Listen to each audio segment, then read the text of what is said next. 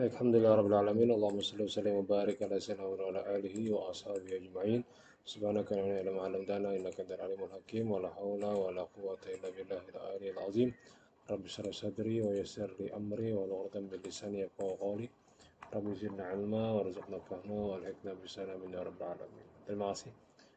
Sedikit mengulang materi yang kemarin dulu ya. Jadi uh, kita akan bahas dari kata-kata Syekh Al-Banjari mengenai kitab nikah tentang syarat yang kedua hendaklah di akhir, artinya berakal, jika tidak akhir maka bapaknya yang menjawab kabulnya ya. Jadi kemarin kita membahas tentang ijab kabul ya. Nah, jadi kadang ada pertanyaan bagaimana jika uh, perpindahan wali. Nah, mungkin judul tawarannya ya untuk tugas akhirnya itu perpindahan wali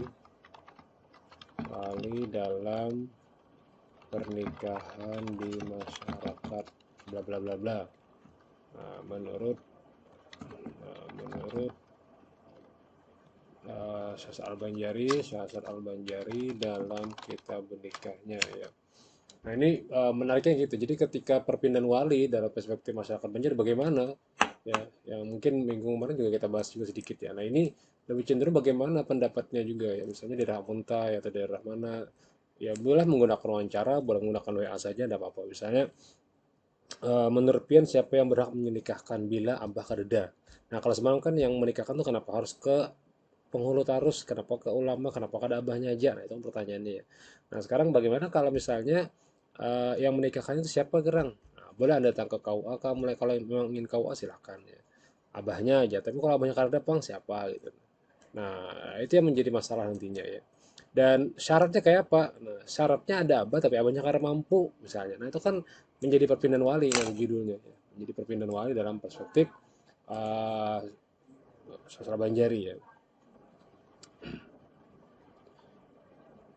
Nah, maka jika perempuan dinikahkan oleh wali yang lain bapaknya atau oleh yang lain daripada wali segala wali, perempuan dengan syarat boleh 12 syarat. Pertama, jadi permintaan wali ini, permintaan wali perempuan tadi ya. Pertama, yang pertama adalah hendaklah sudah balik dan jika belum balik maka tiadalah apa? Harus ya dinikahkan, mungkin salah ketik ya nih atau bagaimana nih, nanti perbaiki ya. Dinikahkan oleh saudaranya yang dan memarinanya atau barang yang wali yang lainnya melainkan bapaknya dan nininya. Jadi ke atas ya, ke kanan jadinya. Syarat kedua hendaklah perempuan itu akil dan jika tiada akil perempuan itu tiadalah harus kalau walinya menikahkan dengan dia melainkan bapaknya saja. Ya. Jadi yang belum balik dinikahkan lah, nah, mungkin ya. Yang ketiga, jangan ada perempuan itu dinikahkan dengan laki-laki yang mahramnya daripada nasabnya. Jadi syaratnya kalau boleh menikahkan perempuan yang kebetulan dia semahram atau sepersesuan atau jenisnya. Jadi ternyata abahnya nggak boleh menikahkan itu. Ya. Yang kelima, jangan ada perempuan itu dinikahkan dengan laki-laki yang berambil-ambilan seperti menan apa ini mintuha datang ke atas. Jadi kalau boleh kita menikahi mintuha atau ke atas sidin kalau boleh ya.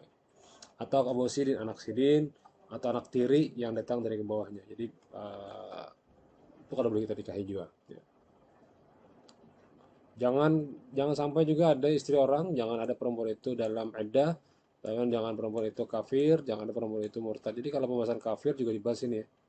Nah, ada boleh ya. Maksudnya juga murtad. Termasuk juga perempuan itu kan boleh lagi masa ihram. Ya.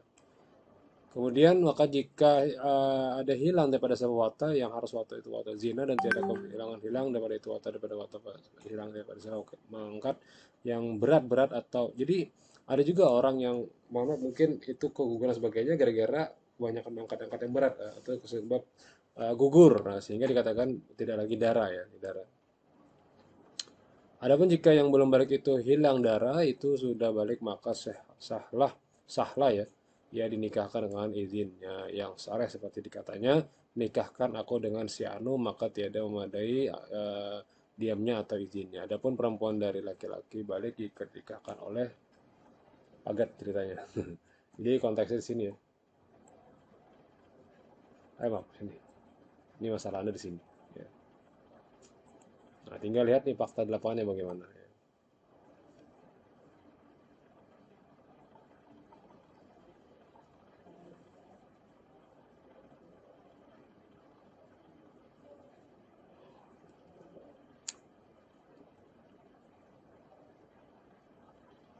Baik, ini yang mengenai eh, syarat perempuan yang ingin menikah. Jadi kalau dari sebelumnya kan laki-laki ya, sekarang perempuan yang menikah bagaimana ya di syarat-syaratnya. Nah, kemudian materi yang kedua ini halaman tadi 2526, kemudian 2728 ya. Nah, saudaranya itu maka atau menanyakan dia maka ini sambungannya ya. Jadi kalau materi tadi Anda ingin melengkapi silahkan baca ini ya. Cuma tadi kenapa kita akan dituntut membacanya karena dibagi-bagi ya supaya semua dapat membaca teksnya ya meskipun bahasa Melayu dulu. Nanti kalau kita lihat baca bahasa yang versi kitabnya ya. Nah, bab pada menyatakan saksi nikah. Nah, maka bisa jadi Anda membahas tentang problematika permasalahan-permasalahan yang ada di masyarakat, saksi nikah dalam perspektif Syekh Al-Banjari dalam kitab menikah. Ya, kitab menikah. Bisa jadi Anda melihat nanti di masyarakat Banjar, masyarakat mana gitu ya. Kenapa selalu ada dua? Karena ini bandingannya. Bahwa dalam kitab menikah juga nanti dalam kitab-kitab yang lain bisa dimasukkan. Maka tapi ini mungkin tidak bisa deskripsi ya karena masalah saksi sudah banyak yang membahasnya ya, kalau ada salah ya.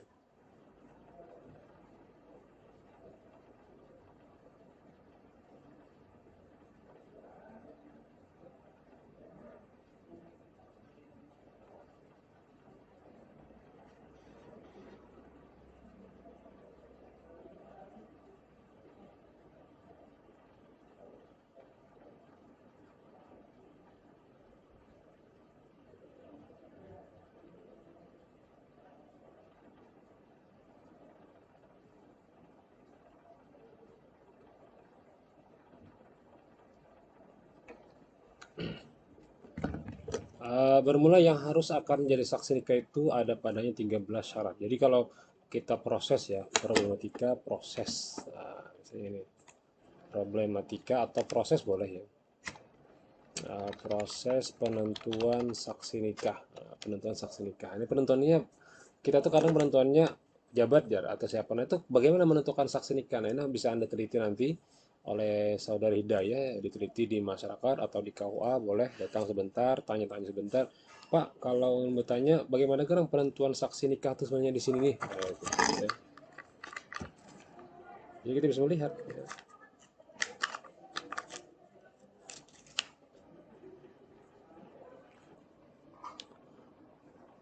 Nah, jadi bagaimana proses penentuan saksi nikah dalam perspektif. Nah, kadang orang berpikir yang penting jar ada. Nah, yang penting ada ini mungkin bermacam-macam perspektifnya ya. Tapi ada juga yang berasumsi bahwa syarat nikah itu misalnya Islam kedua laki-laki, ketiga dua orang, keempat merdeka, kelima akil keduanya, keenam balik keduanya, ketujuh melihat keduanya. Nah, ini yang jadi masalah. Bagaimana jika saksi itu tidak melihat? Saksi tidak melihat terhadap proses pernikahan. Dia hanya di belakang tabir, belakang jendela, di belakang dinding, atau via telepon saja. Ya. Kalau sekarang mungkin via Zoom ya bisa kelihatan ya. Tapi bagusnya kenapa juga harus cari yang jauh kalau ada yang di samping gitu ya. Maka tidak harus orang yang buta dapat mendengar keduanya. Bagaimana jika tertulian atau yang jadi masalah adalah perbedaan bahasa. Nah, jadi nanti bisa dipakai sini. Uh, bisa jadi judulnya perbedaan bahasa, perbedaan bahasa dalam proses penentuan saksi akad nikah ya. Nah, ini judul Anda boleh Hidayah. Bagaimana jika pada faktanya Anda tanyakan kepada KUA, bolehlah misalnya yang buta itu atau yang tuli itu jadi saksi. Kalau yang menikahnya yang saksi yang buta, bang bagaimana? Misalnya yang akadnya aku nikahi si Anu binti si Anu dengan mahar mereka 1.000 tunai, bujurlah 1.000 tunai. Nah itu kan memastikannya bagaimana.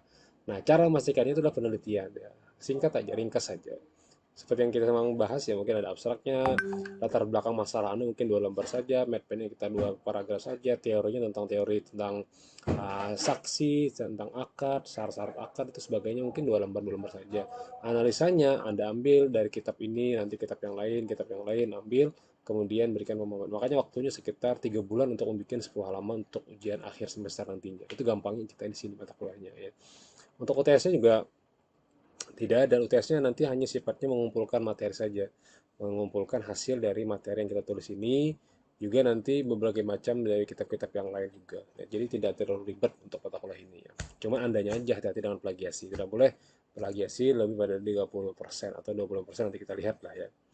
Nanti akan saya cek sebelum dikirim itu sekitar kalau misalnya 1 bulan lagi kita ujian, maka awal bulan itu sudah dikumpulkan tugas akhirnya. Supaya ada 1 bulan kita diskusi atau bimbingan atau menyampaikan hasil ya. Jadi misalnya pertemuan ke-12 selesai. Nah, pertemuan ke-13 itu dikumpulkan tugas akhirnya. Ya, pertemuan 13 dikumpulkan langsung akan kita diskusikan per satu orang. Lihat artikelnya, lihat hasilnya, sampaikan apa yang Anda dapatkan di kampung Anda atau di tempat Anda, ya. Nah, itu yang juga menambahkan kualitas kita sebagai orang yang di bidang ahli hukum keluarga. Dari berbagai aspek, dari berbagai tinjauan tempat, akhirnya kita mendapatkan keilmuan dari berbagai macam daerah, gitu ya. Nah, jadi misalnya satu Hidayah nih, sampaikan jago di sini. Nah, sampaikan Hidayah, bla bla bla, dia menyampaikan materi. Kemudian ganti lagi, Abdul Halim, Abdul Hakim, saya gantian. Tapi filenya dikirimkan, dilihatkan. Nah, gitu ya. Nah, jadi kalau ada kritik, langsung kita kritik di sini.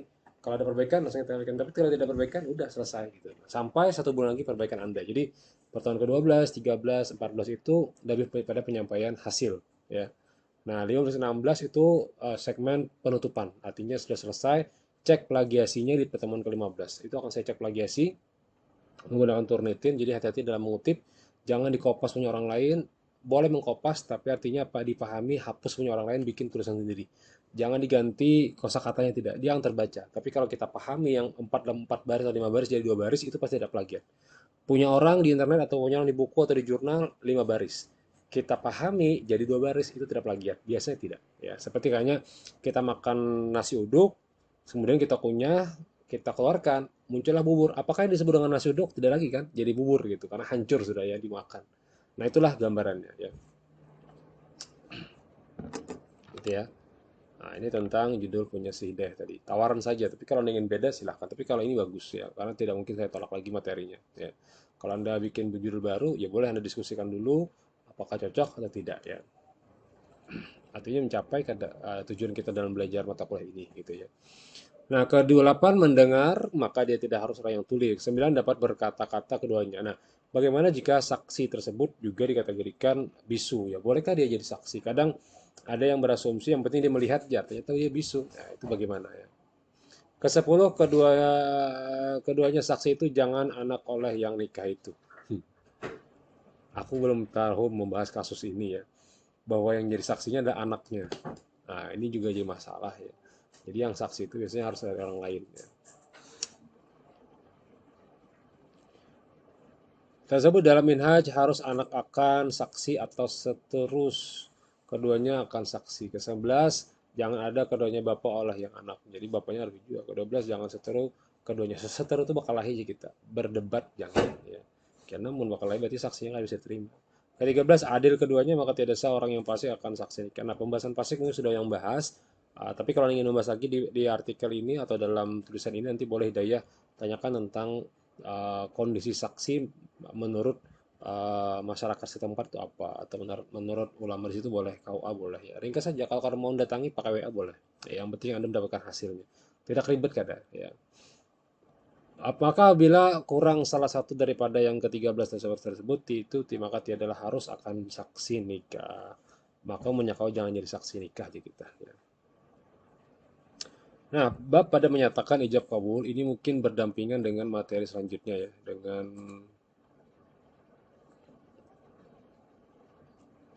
iya ini ya, Siti Al-Asr Amalia ya.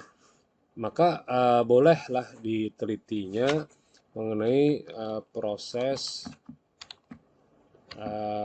legitimasi atau bahasanya lah, proses uh,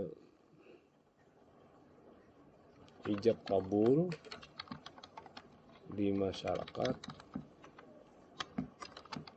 apa dengan bahasa yang berbeda. Nah, ini boleh dicari nih. Yang satu pakai bahasa Indonesia, yang kabul pakai bahasa Banjar. Aku nikahkan engkau, nggih ulun terima anak pian kan mana masih bayar tunai. Nah, itu kayak apa tuh? Nah, perspektifnya boleh lah, perspektif. Ya, saya Banjari kita nikah, saya Banjari dalam kitab nikah. Nah, ini karena bisa jadi digantung ditambah lagi dengan kajian-kajian wabah zuhair atau sejenisnya ya. Nah, maka kita baca dulu sedikit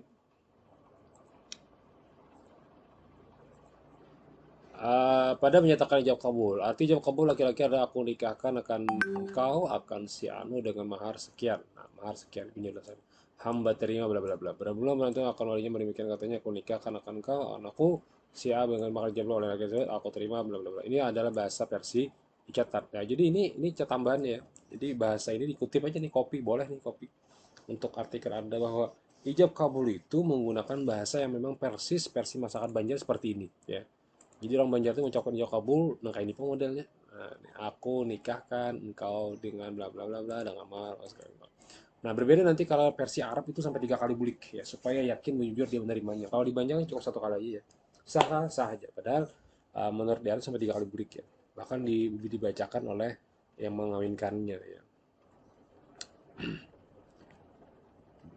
Aku nikahkan akan engkau akan saudaraku si Anu dengan mahar sekian. Jadi kalau saudaranya si Anu maka silakan si Anu ya. Nah ini masalah lafaznya ya. Nah tapi jika berwakil juga disebutkan. Nah jadi kasusnya masuk juga kasus wakil ya. Proses ijab kabul ini masuk juga nanti bewakilnya. Ya, babnya tentang subtema tentang bewakil. Bagaimana cara bewakil yang benar gitu ya. Nah kasusnya adalah apakah membaca teks itu ada niat hati mengawinkan atau hanya sekedar membaca teks. Nah, maka nanti pasti dalam kasus ini Anda akan mendapatkan masalah bagaimana jika mahar atau akad yang diucapkan itu dengan membaca. Kan biasanya ada dari penghulu munjuk surat kertas ini baca aja. Aku terima nikahnya si Amin tim saya dengan mahar dibayar sebagai tunai-tunai. Apakah ini sah dalam konteks niatnya benar akad atau dia hanya membaca teks saja? Kalau membaca teks saja saya pikir tidak sah nikahnya. Karena hanya membaca. Membaca itu kan membaca berita. Apakah dia memahami? Ya mungkin ada paham ada kada. Tapi kalau dia membaca dengan tanpa membaca teks, biasanya dia akan meniatkan di hatinya aku terima nikahnya. Karena ijab kabul itu kan namanya ada ijab, ada kabul menerima di hati gitu ya. Nah, itu juga bisa Anda dapatkan nanti oleh Siti Halas Amalia ya, dari materi yang mungkin bisa ditawarkan pada Anda ya. Eh,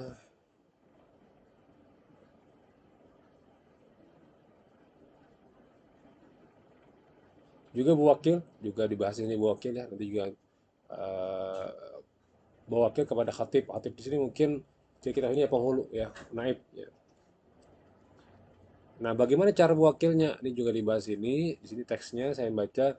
Bermula jika seorang laki-laki hendak nikah itu berwakil kepada seorang laki minta terima nikahnya pada waktu itu. Nah, maka demikian ku nikahkanlah anakku si Anu akan si Anu yang berwakil ia kepadamu. Nah, ini perwakilan laki-laki ya. Ternyata ada juga yang mewakil laki-lakinya. Bermula jika perempuan itu berwakil kepada khatib laki-laki yang hendak nikah itu juga berwakil juga kepada Hatib, maka si Hatib berkata ku nikahkanlah si Anu anak si Anu yang berwakil ia kepadaku dengan mahar sekian, maka jar Hatib ku terimakan, aku terimakan nikahnya. Jadi ini sistem akad ya bagi laki-laki ternyata ada juga ya. Jarang kita melihat ini, ternyata laki-laki ada juga yang menikahkan ya. Bilanya uzur mungkin ya. Tapi kalau yang ada uzur maka laki-laki kita adalah yang harus melakukan lafaz ijab kabulnya. Nah ini catatan sedikit untuk materi yang kemarin. Baik, lanjutannya dari Desi Agustina ya. Agustina apa Agustina ya? Halaman 31-32 sedikit kita membaca tadi dari kawan-kawan mungkin sudah mendengarkan voice note-nya. Adapun jika laki-laki yang hendak nikah itu belum balik, maka tiadalah harus khatib itu atau yang lainnya menerimakan kata wali perempuan itu atau segala wali yang lainnya melainkan bapaknya atau neneknya yang harus ia menerimakan kata walinya perempuan itu ya.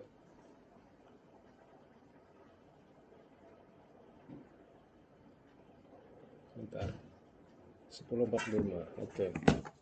Uh, Bab pada menyatakan kupu. Nah, ini mungkin untuk catatan Desi, judulnya tentang penentuan hak sekupu dalam sebuah keluarga di masyarakat.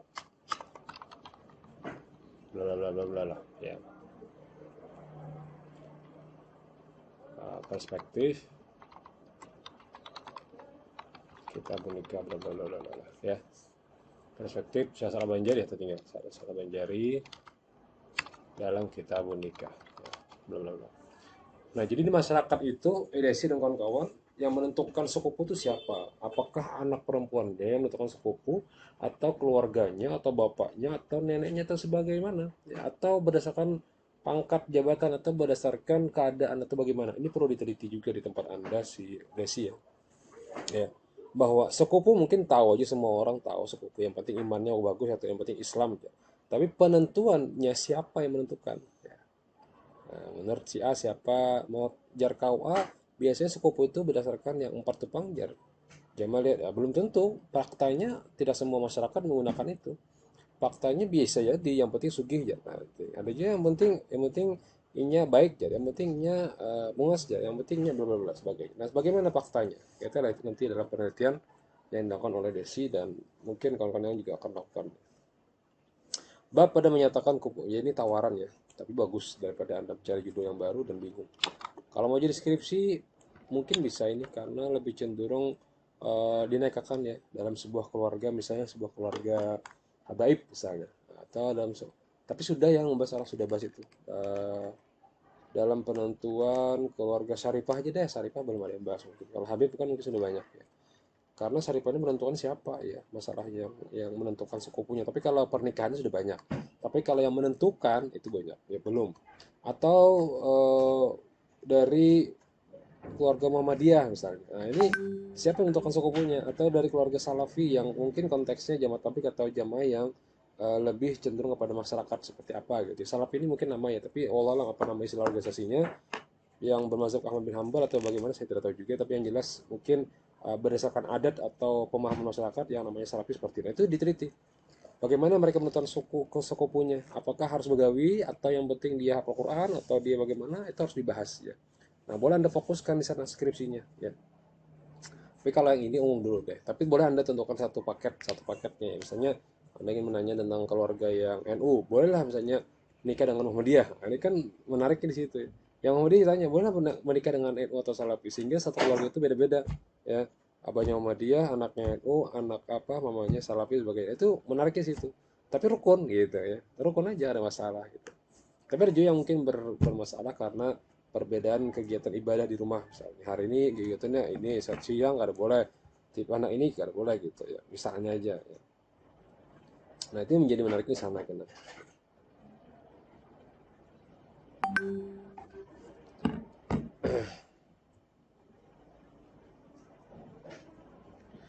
Bab pada menyatakan sekupu, bermula mengatakan sekupu itu perempuan jiwa tiada laki-laki. Maka adalah segala perkara. Pertama, selamat dari segala aib yang mensabitkan ia bagi khiar pasah nikah seperti gila atau campah koreng atau calak atau ini sebagian bagian daripada yang sifatnya aib ya. Jadi aib yang muncul di hadapan masyarakat atau aib yang muncul di hadapan eh, pernikahan ya. Ada namanya sepupu ya. Sepupu itu seperti apa modelnya ya. Nah, kemudian banci apa nih? Orang yang beraib jikalau sama beraib sekalipun umpamanya. Coba kita apa terjemahan Anda yang di bab 3 yang saya kirim itu ya. Eh, ini mirip-mirip sekali ya. Jangan juga lah bikinlah punya Anda seperti apa ya baca teksnya. Lusong. Lusong tuh udah kayak sawakan biasa gitu ya. Maka jika laki-laki yang beraib, jadi yang namanya iya apa yang namanya apa kufu ternyata ini juga bagian ya. Ini juga bagian daripada sekupu. Jadi bahasa Banjarnya mau laki-laki yang normal, sekupu aja dengan perempuan yang normal. Tapi jika laki-lakinya tidak normal, biasanya dulu ada kasus HIV ya, suaminya kena HIV atau calon suaminya kena HIV, bolehkah dia nikah dengan perempuan yang tidak kena HIV? Maka aku jawab saja jawabannya tidak sekupu. Kenapa? Karena jika dia nikah dengan perempuan ini, maka dia akan menularkan penyakit AIDS-nya ke perempuan tersebut dan jika lahir anaknya juga akan menularkan lagi dan seterusnya akan habis ya. Nah, ini yang menjadi masalah ketika kita minta, saya lebih sepakat jika orang menikah itu mendapatkan surat kesehatan dari rumah sakit. Check up, medical check upnya dicek benar ya. Apakah dia punya ini, punya ini. Jadi ketika sudah benar, tidak ada aibnya, maka dikatakanlah sekupu. Nah, ini juga ditanya untuk penelitian bagus nih untuk lihat bagaimana proses sekupu. Ternyata sekupu itu bukan hanya dari aspek saja, ternyata dan ini juga dilihat ya. Karena kebanyakan seluruh nafsu manusia itu benci ya. Jadi kebanyakan ini yang tanyakan kemarin, kebanyakan apa sah tulisannya apa aja. Tulisannya menurut kebanyakan seluruh manusia, sahnya manusia itu fitrah maksudnya ya. Benci berlaki orang yang beraib jikalau sama beraib sekalipun umpamanya. Meskipun sama-sama ada aib dalam dirinya juga kada boleh juga ya. Jika orang itu bercalak dan itu juga calak nggak bisa kayak itu. Calak itu kayak penyakit kolera ya, bukan bercalak mata, bukan kolera kalau nggak salah ya. Bencilah ini dia melihatnya, jangan. Kedua, perempuan yang merdeka maka laki-laki hamba itu sudah cukup pulangannya. Itu sudah standar. Nasab juga dikategorikan bangsa, dibilangkan bangsa itu seperti bapak juga Islam. Apakah kafir sepupu dan jawabannya tidak ya, jawabannya tidak sepupu. Nah, laki-laki ajam yaitu yang lain daripada Arab tidak sepupu dengan perempuan Arab, ini menarik ya. Kita melihat dari kasus ini, ternyata orang yang bukan dari Arab tidak sepupu dengan yang Arab ya. Karena Allah Ta'ala milih ia akan Arab daripada sekalian yang lainnya dan dibedakan dengan Arab daripada sekalian itu dengan beberapa kelebihan yang amat banyak dan laki-laki dan yang bapaknya.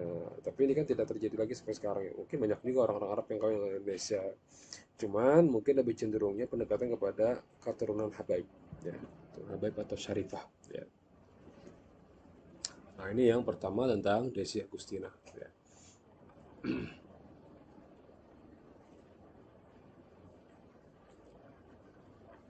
Maka boleh aja diteliti nih, materinya sudah ada, teksnya tinggal copy aja, teks Arabnya kan gampang.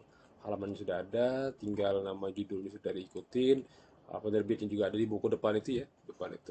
Lihat dengan Haris ya, versi aslinya ya, makanya aku bilang ini kau nukar versi aslinya sebagai tabarukan ya, yang berkah atau mendapatkan manfaat dari buku yang didapat ya.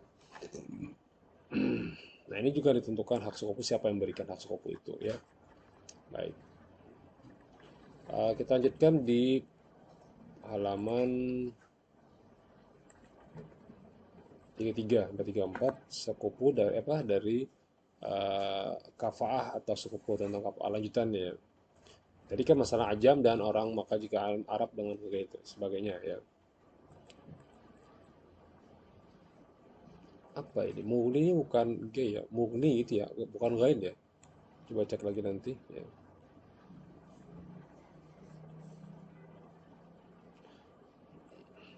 Yang paling mulia adalah kerabat Nabi atau keturunan dari Nabi.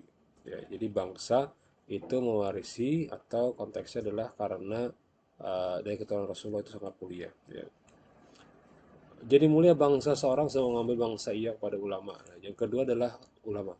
Ya, jadi yang paling tinggi derajatnya dalam konteks sekufu adalah ulama. Yang ketiga jadi mulia sebab bangsa itu kepada bangsa di dalam dunia hingga Imam Harman dan Imam Ghazali kata saya Muhammad dibilangkan kemuliaan nasab sebagai membangsai kepada ini apa jadi seperti ini ya.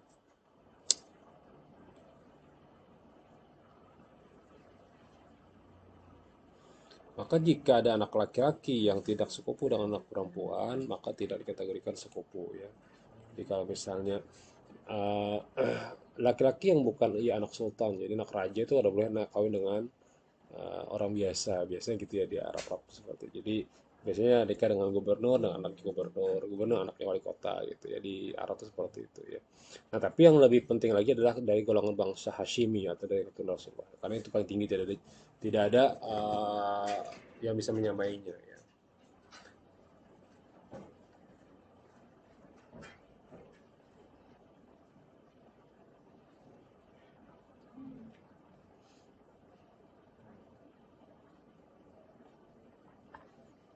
Nah maka pilihan oleh si Zainal Ilmi boleh Anda meneliti dari uh,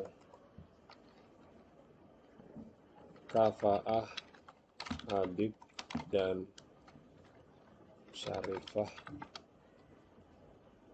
dalam pernikahan di kalangan ajam. Jadi orang Habib itu boleh kalau ajam, Syarifah juga kawin ajam boleh kata ya. Misalnya di kalangan ajam menurut kalangan ajam tadi kasus boleh deh ya. Tadi kasus bla bla bla bla bla. Di kalangan ajam perspektif Syahsar Al-Banjari. Tadi kasus di mana terserah ya. Ini satu mungkin karena ini mungkin pilihan ya. Bisa jadi nanti juga bisa diambil dari Abizar Al-Ghifari karena juga masih bahas yang sama ya tentang kupu. Nah, karena ini PDF, nah lagi-lagi aku bilang jangan PDF karena ngalih mengketiknya ya, ngalih mengkliknya ya.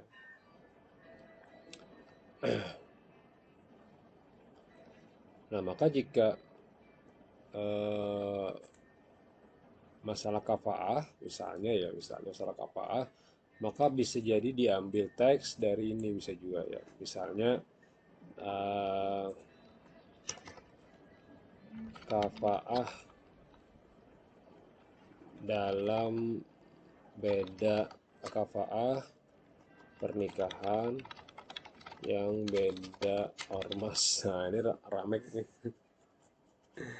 Ramenya apa? Mungkin bisa aja dilihat dari ormas apa dengan ormas apa ya. Jadi misalnya, apakah laki-laki yang fasik itu sepupu dengan perempuan yang tidak fasik? Ya, ini juga dibahas nih. Ya. Kafah pernikahan dalam, ini aja nih ya, kafah pernikahan dari sisi ifah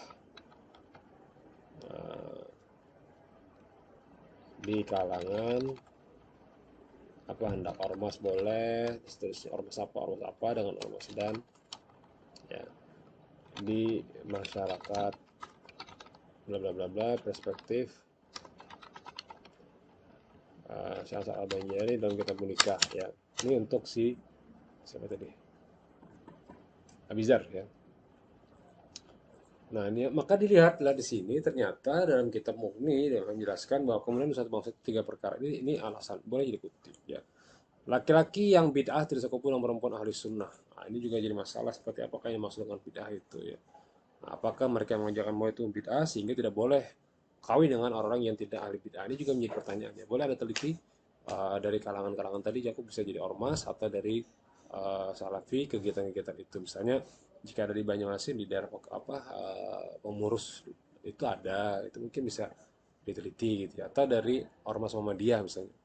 Betakon Pak lah, misalnya sedikit Jepang betakon nih. Nah, kebetulan ada yang hendak sedikit menulis gitu. Nah, bolehlah orang betakon jika ormas itu abahnya Muhammadiyah, namanya Muhammadiyah, anaknya Binian, hendak dilamar oleh laki-laki yang bukan dari ormas Muhammadiyah, menurutnya terima aja lah kira-kira. Nah, itu kan tanya aja dari beberapa orang sampel, 5 orang atau 6 orang. Atau sebaliknya dari NU pun kayak apa pulang deh.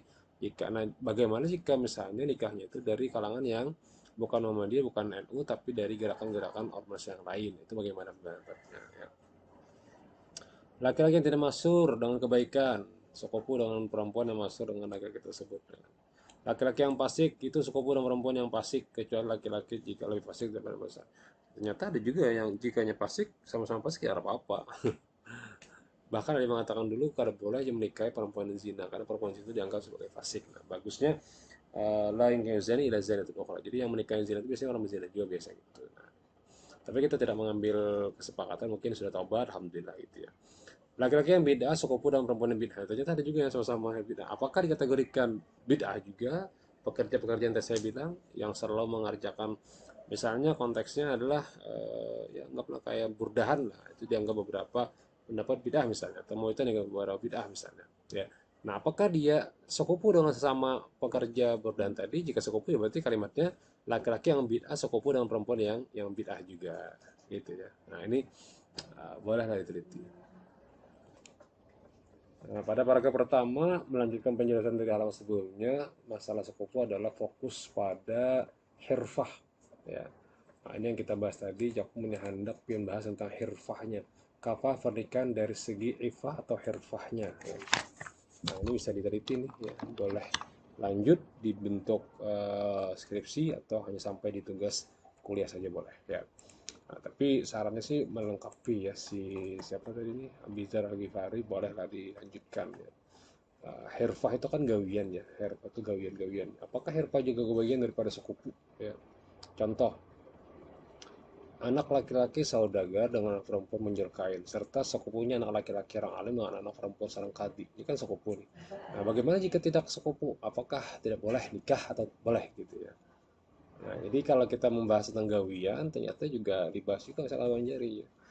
Wallah alam, bagaimana pendapat Anda, bagaimana pendapat dari informan Anda, silakan ya. Nah, kemudian dalam paragraf berikutnya, 5 perkara kupu tersebut ada pun makna yang diambil adalah kupu itu tidak berdasarkan harta ataupun kerokan seorang.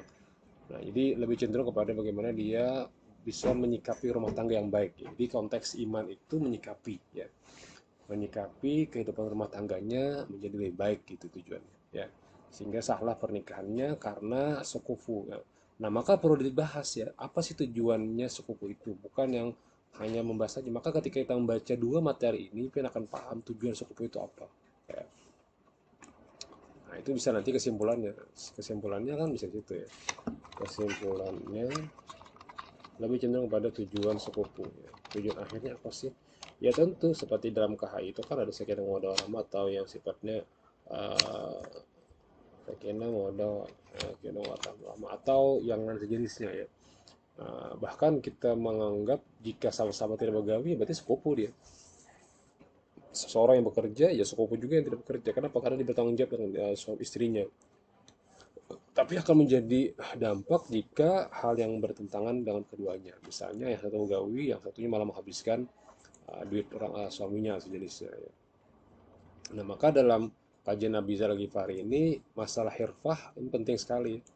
Penting sekali bagaimana orang yang tukang-tukang sampah misalnya atau tukang donor darah atau penyamak saja ya, sebagai itu tidak sekufu dengan perempuan anak tukang jahit ya.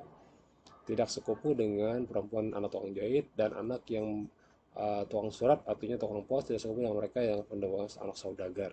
Nah, ini bisa kita lihat dari matriknya ini dari lihat dari kriteria pekerjaannya ya. Kriteria pekerjaannya ya. Dan seterusnya Anda boleh didengarkan dari teks dari voice note dari kawan Anda. Nah, inilah mungkin ya sedikit kita materikan penjelasan dan mungkin tambahan untuk materi judul akhir Anda. Subhanallah wa bihamdika asyhadu an la ilaha illa anta astaghfiruka wa atubu ilaik. Terima kasih. Ketemu lagi insyaallah di depan. Assalamualaikum warahmatullahi wabarakatuh.